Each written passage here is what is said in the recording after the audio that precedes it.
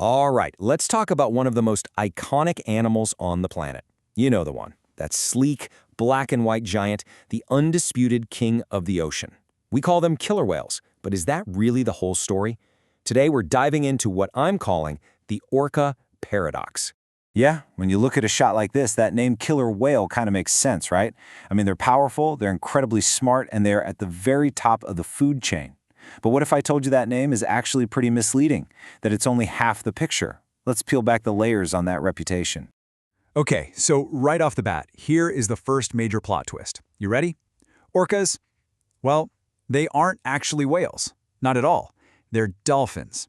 In fact, they're the single largest species of dolphin on the entire planet. And just that one little fact completely reframes how we should be thinking about them. It's less Moby Dick and way more like a supersized flipper. And when I say supersized, I am not kidding.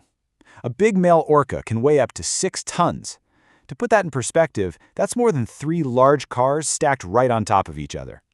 So you've got this true heavyweight of the ocean, one that combines the genius of a dolphin with the raw power of a leviathan. So that really brings us to our first big question, doesn't it? How should we really think about them?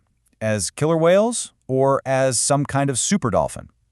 Let's break down their actual role in the marine world. Look, there is just no getting around it. They are the absolute kings of the sea. They are apex predators. That means a healthy adult orca has literally nothing to fear. No other animal out there hunts them.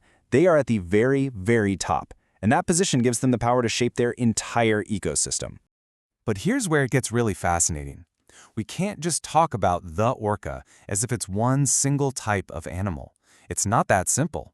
Turns out, we are just now starting to uncover this hidden world of incredible diversity, all within this one species. For decades, everyone just assumed, an orca is an orca. Case closed. But modern genetics and just plain observation tell a totally different story. Scientists now recognize at least 10 distinct ecotypes. These are essentially genetically different groups with their own unique looks, diets, languages, and get this, even their own cultures. They're all orcas, sure, but they live in completely separate worlds. For example, in the North Pacific, you have 3 of these ecotypes sharing the same waters, but they live completely separate lives. They almost never interact. You've got the residents, who are the fish eaters living in these large, stable family pots. Then there are the bigs, or transient orcas. These are the mammal hunters who travel in smaller, more nomadic groups.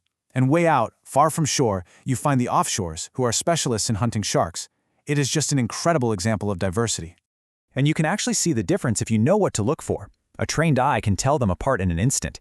A resident orca usually has a dorsal fin with a more rounded, curved tip. And that gray marking behind the fin, that's called a saddle patch. On residents, it's open, meaning it has some black mixed into it. A big's killer whale, on the other hand, has a really sharp, pointed dorsal fin and a solid, closed gray saddle patch. Totally different looks for totally different lifestyles. And the diversity gets even more spectacular as you go global. Down in the Antarctica, there's a type of orca known as the wave washers. And trust me, they've earned that name. They've developed this amazingly intelligent and cooperative hunting strategy where the entire pod swims in perfect formation to create a powerful wave. That wave crashes over the ice, washing their seal prey right into the water. I mean, that is teamwork at its absolute finest. And then there's the truly weird one. This is the Antarctic Type D, and they are strange. People have only seen them a handful of times, and they look almost like a different species altogether. They've got this big, round, bulbous head and this incredibly tiny white eye patch. They are a total mystery, living in some of the most remote seas on Earth, and they're a great reminder of how much we still have to learn. This incredible diversity in what they look like is directly tied to what they eat, and maybe more importantly, how they hunt. Which brings us to their absolutely genius-level hunting strategies.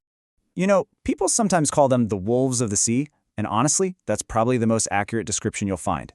Just like wolves, they're highly social, they communicate constantly during a hunt, and they use coordinated group tactics to take down prey that would be way too big or agile for a single orca to handle alone. Let's look closer at that wave washing technique, because it's not just a brute force attack, it's a calculated multi-step plan. First, they find their target. Then they'll do something called spy hopping, popping their heads out of the water to get a better look. Next, they line up perfectly. Finally, they charge as one, creating the perfect wave.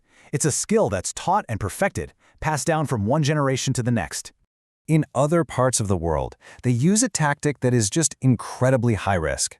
In Patagonia, orcas have learned to use the power of the waves to intentionally beach themselves, sliding right up onto the shore to grab unsuspecting sea lion pups. It's a breathtaking display of power and precision because a slight miscalculation could leave them stranded. And maybe the most astonishing hunt of all? Some orcas hunt other apex predators. To take on a great white shark, they use their intelligence, not just their brawn. They've figured out that if you flip a shark upside down, it induces a state called tonic immobility, a temporary paralysis. This lets the orca surgically remove and eat the shark's liver, which is packed with nutrients, all while avoiding the dangerous end of the shark. So we have this unbelievably intelligent, powerful, and adaptable animal at the very top of the food chain. You'd think they're untouchable, right? Well, their reign is not nearly as secure as it seems.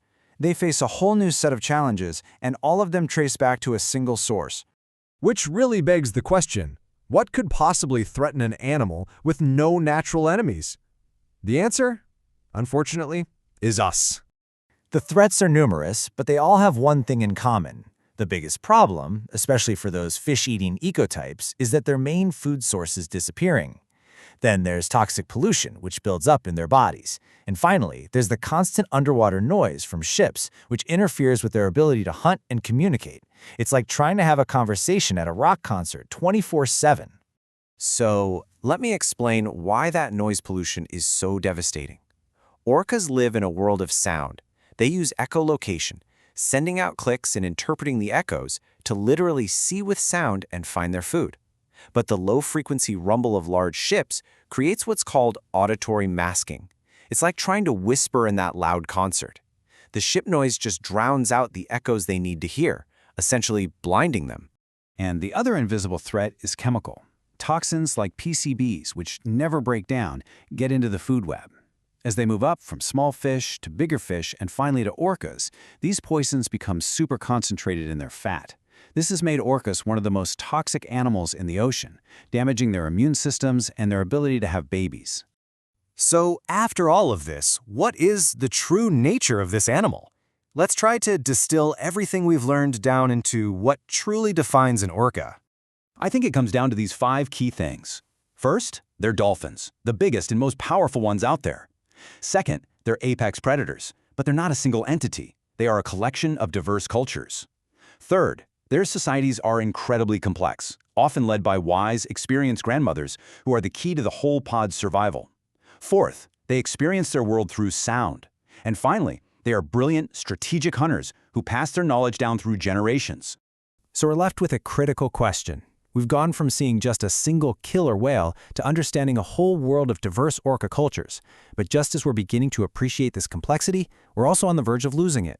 So the question isn't just about how many of these amazing cultures will disappear, but what are we going to do to protect the ones that remain?